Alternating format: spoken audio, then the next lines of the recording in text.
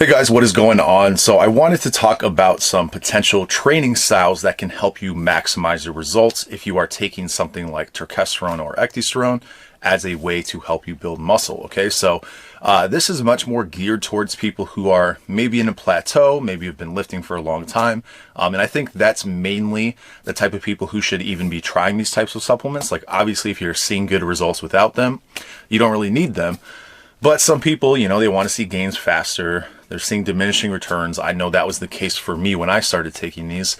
And the training style that I have been doing over the past year plus, I think goes really well with the potential benefits of these kinds of supplements. So I want to be clear, there is still a lot to learn about these in terms of the mechanism of action, but there is research that suggests that there is increased muscle protein synthesis, which is not super uncommon for a variety of supplements. This is something you can get just simply by eating protein or, having leucine, right? So this is not something ultra unique. And so I think it's much more so, at least the way that I'm perceiving it, the potential myostatin inhibition that these compounds may provide. Now, again, there's still a lot to learn about these, so this is just a theory.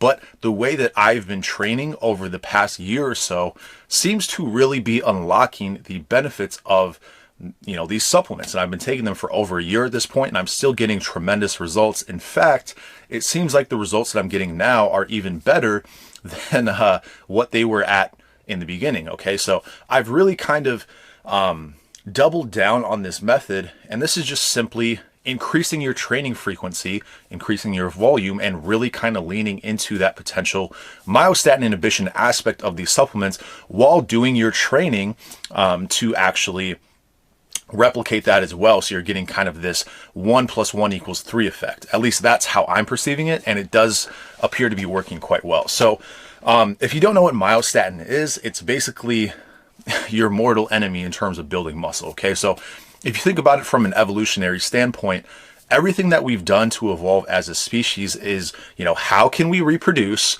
and how can we survive long enough to reproduce, right? So everything that we've really evolved to favor is essentially going to be how can we be efficient, right? So it's extremely inefficient to put on massive amounts of muscle when there's almost nothing that is required of us to, utilize that muscle. Okay, so obviously there is a, novel stimulus that you get when you're training. This is very true when you're a beginner, and your body reacts by building muscle at the fastest rate that it ever would, which is in the beginning when you don't really have the resources available to handle this novel stimulus, which is your training, right? And as you get more advanced, there is kind of this law of diminishing returns, right? You might gain 5-10 pounds of muscle in your first year, and then by year 5 you're inching away at a pound or two, and it's frustrating. And one of the main reasons why this happens is your body's response to training via the myostatin drop that you would see that is much more pronounced when you're a beginner and not really there as you're advanced. So if you want more information on myostatin, one of the best sources, if not the best source, is Megan from Team 3D Alpha, who actually, has coined the term Nucleus Overload, which is the training style that I use for the most part. I mean, I model a lot of my training around what he has to say. And he talks about myostatin and how when you're a beginner, your myostatin drop from training is much more prolonged than it is when you're more advanced. Okay, so as you're more advanced, if you think of it in the aspect of, okay, I'm not trying to break down this muscle, build it back up in the same way that it's always kind of talked about, but simply if you think of training as being, okay, obviously you want to get stronger, so maybe do things that are going to help with progressive overload.